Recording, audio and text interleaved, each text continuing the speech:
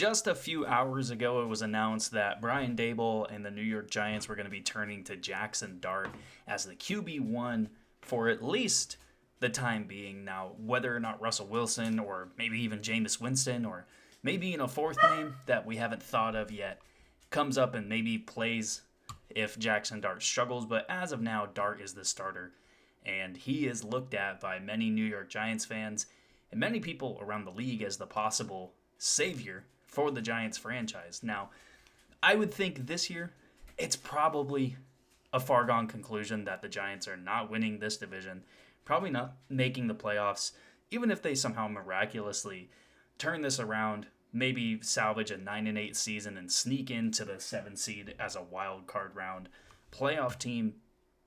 They're not winning anything past that.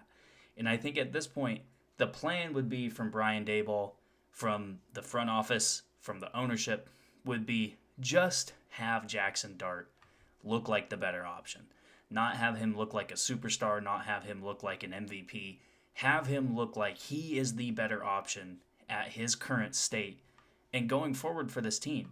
Because I think there's a lot of frustration with Russell Wilson from not only the front office, not only the fan base, but from the players of this team. They are probably pretty frustrated playing with Russell Wilson as their quarterback. There's too many deep shots that are either getting intercepted or just incomplete passes. The red zone opportunity where Russell Wilson, I think, chucked the ball out of the back of the end zone on 3 straight pass attempts, just throwing the ball away instead of trying to give his guys an opportunity. I think it was a pretty bad look at the end of that Sunday night game against the Kansas City Chiefs just a couple of nights ago. And so now with Jaxson Dart, not only do you have a new quarterback, you have a lot of really young players at your disposal. Every single position group, whether it's the running backs, tight ends, wide receivers, even some of the offensive linemen, there's really young playmakers to put around Jaxson Dart.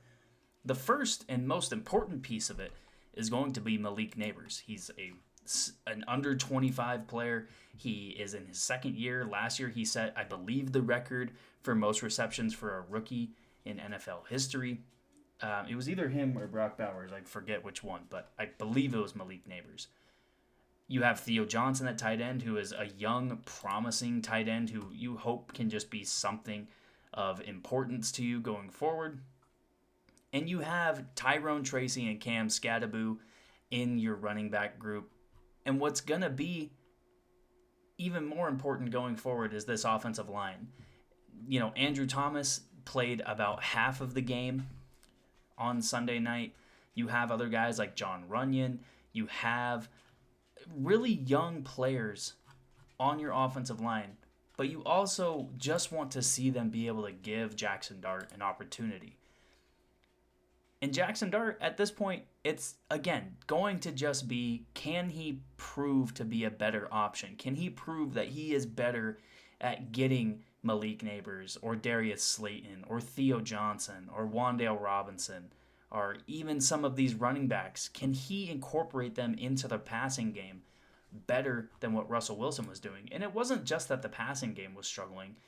The running game, they're 19th in yards per attempt, 21st in yards as a whole. The team as a whole is 27th in scoring. They have 3 turnovers. They're not really good on third down currently. And in fact, they're actually the second worst team in the NFL on third down. And if they improve offensively, I'm sure it would help the defense get better than their 24th scoring defense and 31st in total offense allowed. Jaxson Dart also brings a different level of mobility than Russell Wilson does. Russell Wilson's already been sacked on almost 6% of his dropbacks. I'm sure with Jaxson Dart in there, with the better ability to move with the ball in his hands, that number is going to come down for the offensive line. So again, that's going to improve their confidence, improve their ability to block for a more mobile quarterback, and hopefully start winning some games for the Giants. I will be honest with you, to begin this year, when the draft was happening and the Giants moved up and they got Jaxson Dart in that back end of the first round, I didn't like the move. I don't really like Jaxson Dart as a full-blown NFL caliber talent. I just don't necessarily see it, but I can't disagree with this move because through 3 games, Russell Wilson has been a pretty below average quarterback. And you'd honestly even say he's been a poor quarterback. Even with that game where he threw for over 400 yards, it was against a bad Dallas Cowboys secondary and against a Cowboys defense that is just bad in general. And so this is the right move. This was probably a move that could have happened even after the Cowboys game. Even with all those yards, I mean, you would honestly have to say, even with all the yards that Russell Wilson threw for in that game against Dallas, he was probably the reason that they lost that game with his interceptions late. So this is the right move. This is a move that I think a lot of Giants fans are excited for. A lot of NFL fans are excited for. And I'm excited to see if the Giants in this next game against the Chargers at home, how the fans react to Jaxson Dart in his first drive, and how this team reacts to having a new guy behind center.